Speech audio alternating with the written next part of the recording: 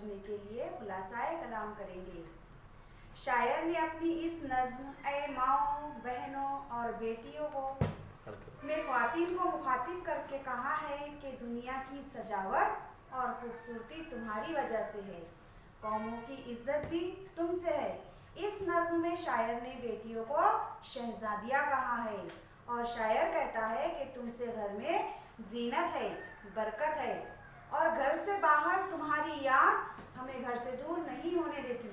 तुम नेकी, पाकीज़गी, शर्म व हया और सब्र और रज़ा की तस्वीर हो। ये सारी खूबियाँ तुम्हारी वजह से दूसरे इंसानों को मिलती है। तुम अपने बेटों, भाइयों और शोहरों की हमदर्द हो, बीमारी और बेरोजगारी में इनकी हिम्मत बढ़ाती हो और अपनी खुश अखलाकी से सबके दिल पे छा जाती हो। इस तरह से इस नज़्म में शायर ने ख्वातीन की अहमियत और अजमत को वाज़ह किया है। इस तरह से हम इस नज़्म को पढ़ चुके हैं।